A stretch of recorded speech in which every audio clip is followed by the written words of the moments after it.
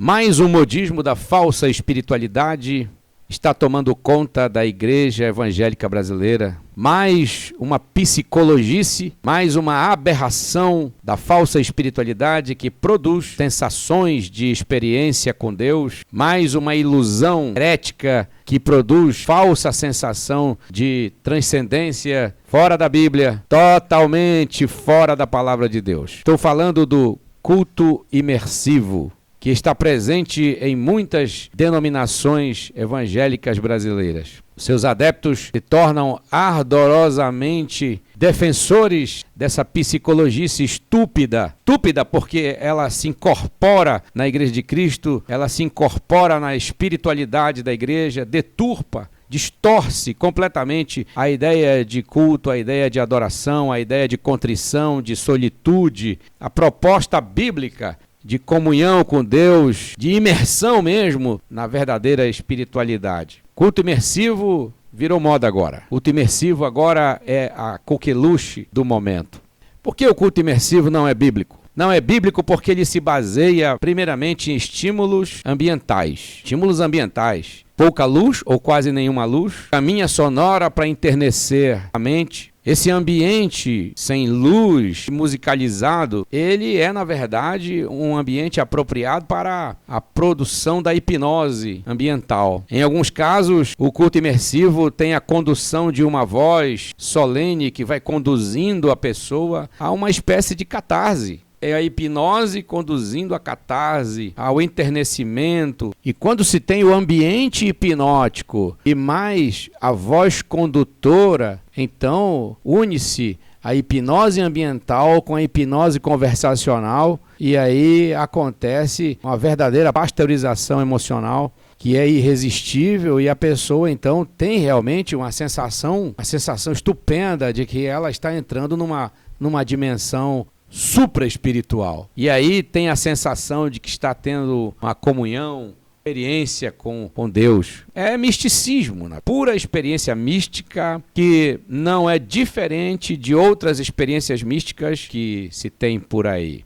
O culto imersivo não é o culto bíblico, porque o culto bíblico é o culto racional, já diz o apóstolo Paulo. O culto racional é aquele que é movido pelo conhecimento consciente da palavra de Deus, que exerce a influência, sim, na sua mente, que renova e que transforma o caráter do ser humano, que purifica o caráter do ser humano e aí faz com que ele se pareça cada vez mais à semelhança do Senhor Jesus Cristo. O culto imersivo não é bíblico por causa dos elementos artificiais, sintéticos que o estimulam. Culto imersivo não é bíblico porque é hipnose. Culto imersivo não é bíblico porque é uma ilusão. Culto imersivo não é bíblico porque cria falsa sensação de espiritualidade. Culto imersivo não é bíblico porque é um culto, entre aspas, é um culto que não produz transformação nenhuma, a não ser a sensação ou as sensações de uma experiência transcendental. É uma experiência mística. Culto imersivo não é bíblico porque ele é manipulador. Um culto imersivo, se é que podemos chamar, imersivo que temos na Bíblia é o culto de Jonas. Uma oração muito bem elaborada, mas que na verdade era uma oração baseada no medo, uma oração claustrofóbica e uma oração que não mudou a vida de Jonas porque ele sai do ventre do peixe. Continua sendo o mesmo Jonas, teimoso, sabotador do plano de Deus, da obra de Deus. Mas pela misericórdia de Deus, Deus usa Jonas para realizar a sua obra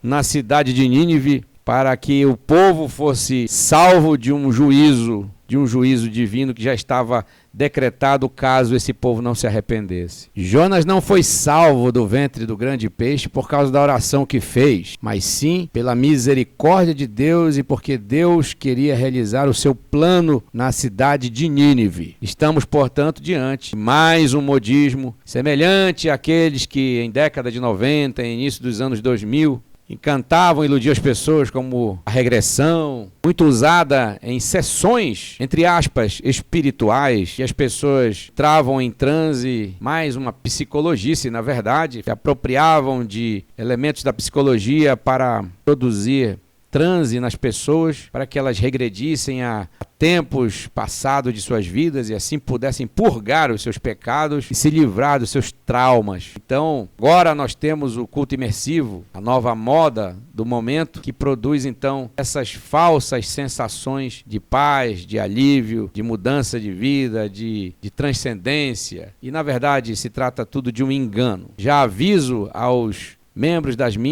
igrejas onde eu estou pastoreando, são igrejas de Jesus, mas eu estou pastoreando, já aviso de antemão, e serei completamente combativo em relação a qualquer fato que surgir no meio das nossas igrejas aqui. Espero que os pastores, lideranças, irmãos em Cristo, abram os olhos e escapem de mais um engano, de mais uma ilusão, de mais uma heresia, de mais uma psicologice, de mais uma estupidez que tenta ganhar corpo e com isso vai trazer prejuízos para a verdadeira espiritualidade e para o crescimento verdadeiro e bíblico para a saúde da igreja de Cristo Jesus. Deus nos abençoe e Deus nos livre desse mal.